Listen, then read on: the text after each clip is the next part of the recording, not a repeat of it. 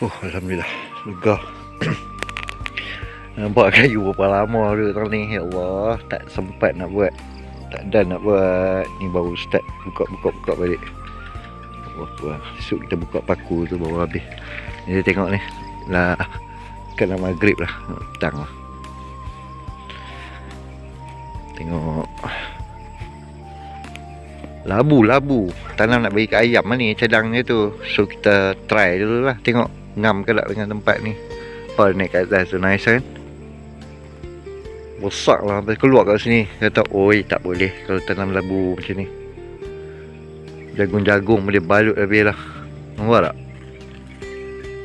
Bendi apa dah lah boleh ni dalam ni.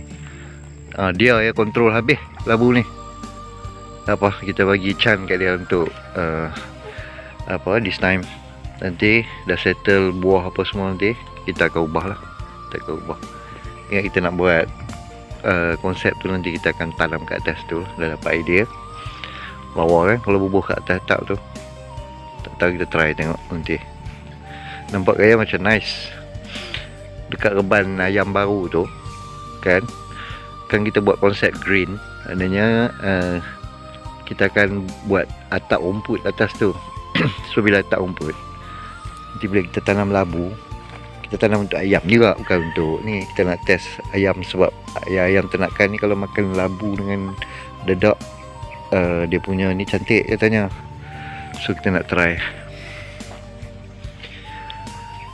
Halang kita dah naik semua lah, 2 batang. So kita ambil kayu lagi kan. So kalau bubur labu kat atas ni nice lah kan. Dia green kan, kita pakai rumput kat atas. Jadi bila kita bubur labu kat atas ni lagi nice lah kan. Macam mana? Idea cantik eh. So kita try tengok, nanti kita try. Rasanya ini antara yang rare lah, orang tak pernah buat lagi, kita buat. Alhamdulillah. Sikit batu. Okay, nice. Nanti kita dah bubur rumput apa semua nanti. Tengoklah letak pasu besar kat mana untuk labu naik duduk kat atas tu. Nampak lebih nice lah. Sebab kita plan ni dah siap ni nak walkway kat atas tu. Kita nak pasang tangga tu, macam mana nak buat tangga dia, nak tengok lah. Sama ada nak buat satu balcony kecil, tangga naik macam tu, satu balcony, tu tangga lagi. So kat situ boleh bubuh kerusi untuk nak minum teh apa kan.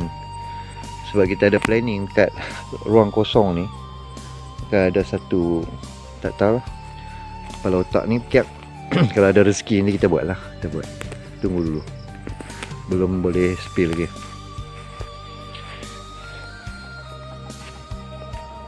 So nanti kita akan punggah lah. Kita akan punggah ni. Ayam kurung kat dalam ni. Sebab kita dah punggah habis, ada sekok 2 dekat luar ni. Untuk tidur kat atas ni. Buat sementara lah. Alhamdulillah. Berselerok lagi. Nanti tu. Pelan-pelan. Settlekan kerja dulu.